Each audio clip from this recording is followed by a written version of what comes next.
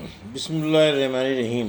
الحمد للہ رب العالمین والصلاة والسلام علی سید المرسلین و خاتم النبیین، اما بعد۔ صحیح بخاری باب کتاب العلم، حدیث نمبر 123، اردو ترجمہ۔ اس بارے میں کہ کھڑے ہو کر کسی عالم سے سوال کرنا جو بیٹھا ہوا ہو جائز ہے۔ ہم سے عثمان نے بیان کیا، کہا ہم سے جریر نے منصور کے واسطے سے بیان کیا، وہ ابو وائل سے روایت کرتے ہیں، وہ حضرت ابو موسیٰ رضی اللہ عنہ سے روایت کرتے ہیں کہ ایک شخص رسول اللہ صلی اللہ علیہ وسلم کی خدمت اقدس میں حاضر ہوا اور اس نے عرض کیا کہ یا رسول اللہ کی راہ میں لڑائی کی کیا صورت ہے؟ کیونکہ ہم میں سے کوئی غصے کی وجہ سے اور کوئی غیرت کی وجہ سے جنگ کرتا ہے۔ تو آپ صلی اللہ علیہ وسلم نے اس کی طرف سر اٹھایا، اور سر اسی لیے اٹھایا کہ پوچھنے والا کھڑا ہوا تھا۔ پھر آپ صلی اللہ علیہ وسلم نے فرمایا، جو اللہ کے کلمے کو سربلند کرنے کے لیے لڑے وہ اللہ کی راہ میں لڑتا ہے۔ حدیث نمبر 124۔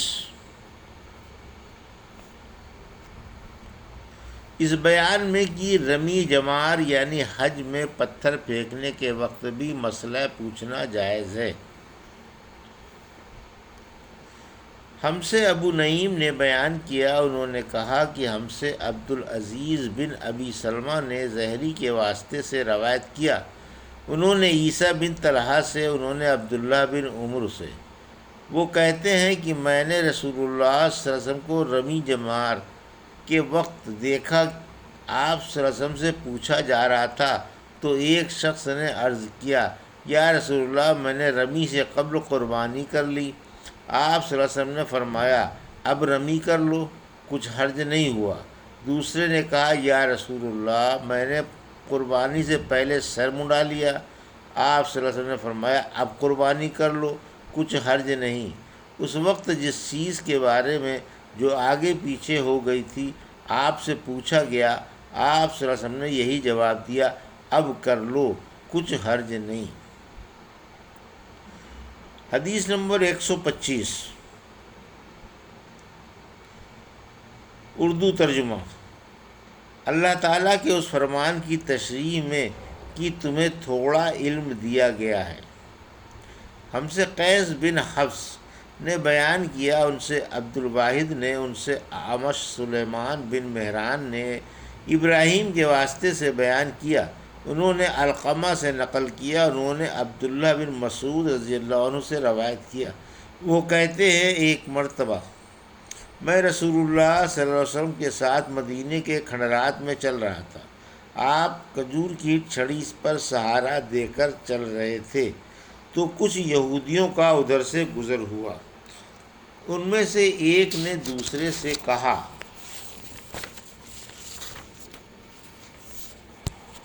کیا کہ آپ سے روح کے بارے میں کچھ پوچھوں؟ ان میں سے کسی نے کہا، مت پوچھو، ایسا نہ ہو کہ وہ کوئی ایسی بات کہہ دیں جو تمہیں ناگوار ہو۔ مگر ان میں سے بعض نے کہا کہ ہم ضرور پوچھیں گے۔ پھر ایک شخص نے کھڑے ہو کر کہا، اے ابو قاسم، روح کیا چیز ہے؟ آپ صلی اللہ علیہ وسلم نے خاموشی اختیار فرمائی۔ میں نے دل میں کہا کہ آپ پر وحی آ رہی ہے، اس لیے میں کھڑا ہو گیا۔ جب آپ صلی اللہ علیہ وسلم سے وہ کیفیت دور ہو گئی تو آپ صلی اللہ علیہ وسلم نے قرآن کی یہ آیت جو اس وقت نازل ہوئی تھی،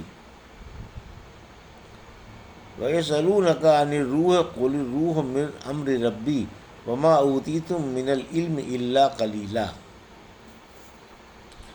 اے نبی، تم سے یہ لوگ روح کے بارے میں پوچھ رہے ہیں، کہہ دو کہ روح میرے رب کے حکم سے ہے اور تمہیں علم کا بہت تھوڑا حصہ دیا گیا ہے، اس لیے تم روح کی حقیقت نہیں سمجھ سکتے۔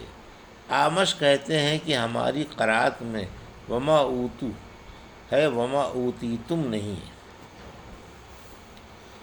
حدیث نمبر 126، اردو ترجمہ۔ اس بارے میں کہ کوئی شخص بعض باتوں کو اس خوف سے چھوڑ دے کہ کہیں لوگ اپنی کم فہمی کی وجہ سے اس سے زیادہ سخت یعنی ناجائز باتوں میں مبتلا نہ ہو جائیں۔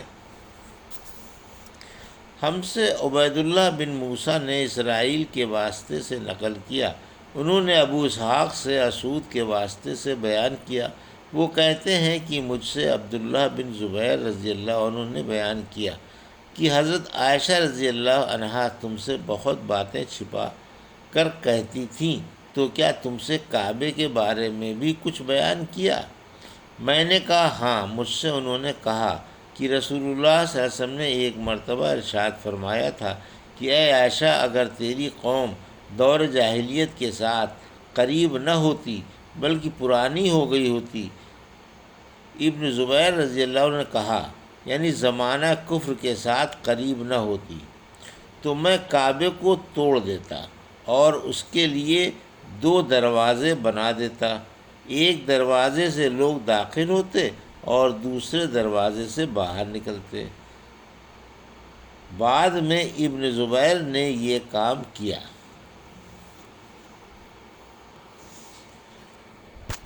حدیث نمبر 127۔ اس بارے میں کہ علم کی باتیں کچھ لوگوں کو بتانا اور کچھ لوگوں کو نہ بتانا اس خیال سے کہ ان کی سمجھ میں نہ آئیں گی، یہ عین مناسب ہے، کیونکہ حضرت علی رضی اللہ عنہ کا ارشاد ہے کہ لوگوں سے وہ باتیں کرو جنہیں وہ پہچانتے ہیں ہوں۔ کیا تمہیں یہ پسند ہے کہ لوگ اللہ اور اس کے رسول کو جھٹلا دیں؟ ہم سے عبید اللہ بن موسیٰ بن معروف کے واسطے سے بیان کیا، انہوں نے طفیل سے نقل کیا، انہوں نے حضرت علی رضی اللہ عنہ سے مضمون حدیث بیان کیا جس کا ترجمہ اوپر گزر چکا ہے۔ حدیث نمبر 128 اردو ترجمہ۔ ہم سے اسحاق بن ابراہیم نے بیان کیا، کہا ہم سے معاذ بن حشام نے بیان کیا، اس نے کہا کہ میرے باپ نے قتادہ کے واسطے سے نقل کیا، وہ انس بن مالک سے روایت کرتے ہیں کہ ایک مرتبہ حضرت معاذ بن جبل رسول اللہ صلی اللہ علیہ وسلم کے پیچھے سواری پر سوار ہو تھے۔ آپ صلی اللہ علیہ وسلم نے فرمایا اے معاذ، میں نے عرض کیا حاضر ہوں یا رسول اللہ۔ آپ صلی اللہ علیہ وسلم نے دوبارہ فرمایا اے معاذ، میں نے عرض کیا حاضر ہوں اے اللہ کے رسول۔ آپ صلی اللہ علیہ وسلم نے 6 بار فرمایا اے معاذ، میں نے عرض کیا حاضر ہوں اے اللہ کے رسول۔ 3 بار ایسا ہوا۔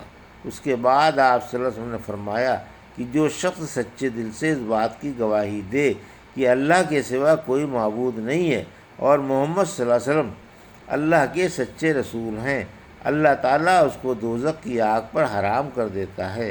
میں نے کہا یا رسول اللہ، کیا اس بات سے لوگوں کو باخبر نہ کر دوں تاکہ وہ خوش ہو جائیں؟ آپ صلی اللہ علیہ وسلم نے فرمایا اگر تم یہ خبر سناؤ گے تو لوگ اس پر بھروسہ کر بیٹھیں گے اور عمل چھوڑ دیں گے۔ حضرت معاذ رضی اللہ عنہ نے انتقال کے وقت یہ حدیث اس خیال سے بیان فرما دی کہ کہیں حدیث رسول چھپانے کے گناہ پر ان سے آخرت میں مواخذہ نہ ہو۔ حدیث نمبر 129 اردو ترجمہ۔ ہم سے مسدد نے بیان کیا، ان سے معتمر نے بیان کیا، انہوں نے اپنے باپ سے سنا، انہوں نے حضرت انس رضی اللہ عنہ سے سنا، وہ کہتے ہیں کہ مجھ سے بیان کیا گیا کہ رسول کریم صلی اللہ علیہ وسلم نے ایک روز معاذ رضی اللہ عنہ سے فرمایا کہ جو شخص اللہ سے اس کیفیت کے ساتھ ملاقات کرے کہ اس نے اللہ کے ساتھ کسی کو شریک نہ کیا ہو، وہ یقیناً جنت میں داخل ہوگا۔ معاذ بولے یا رسول اللہ، کیا میں اس بات کی لوگوں کو بشارت نہ سنا دوں؟ آپ صلی اللہ علیہ وسلم نے فرمایا نہیں، مجھے خوف ہے کہ لوگ اس پر بھروسہ کر بیٹھیں گے۔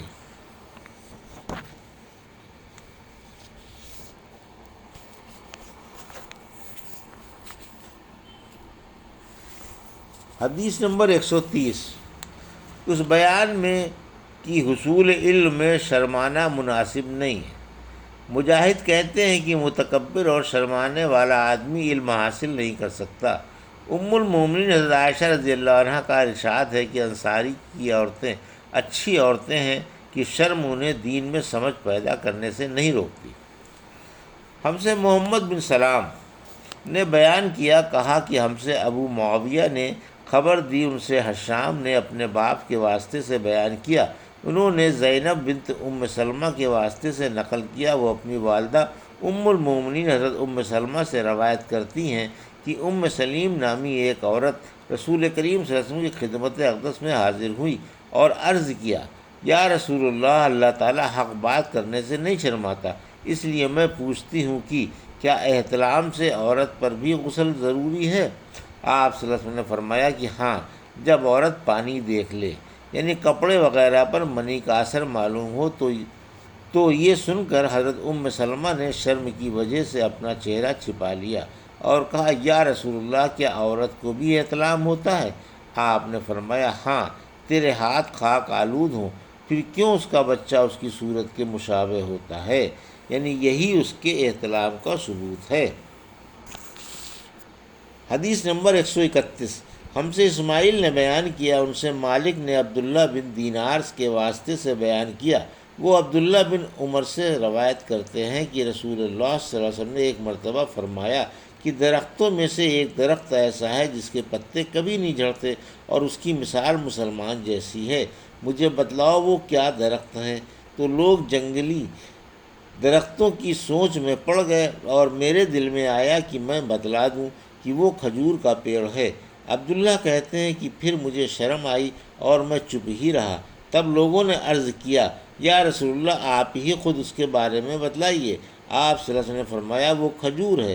عبداللہ کہتے ہیں کہ میرے جی میں جو بات تھی وہ میں نے اپنے والد حضرت عمر رضی اللہ تعالیٰ کو بتلائی، وہ کہنے لگے کہ اگر تو اس وقت کہہ دیتا تو میرے لیے ایسے ایسے قیمتی سرمایہ سے زیادہ محبوب ہوتا۔ ابھی آپ نے صحیح بخاری باب کتاب الایمان کی حدیث نمبر 123 سے 131 تک کا اردو ترجمہ سماعت فرمایا۔ اللہ سے دعا ہے کہ ہمیں ان حدیثوں کی صحیح سمجھ عطا فرما اور ان کے مطابق اپنی زندگی گزارنے کی توفیق عطا فرما، آمین یا رب العالمین۔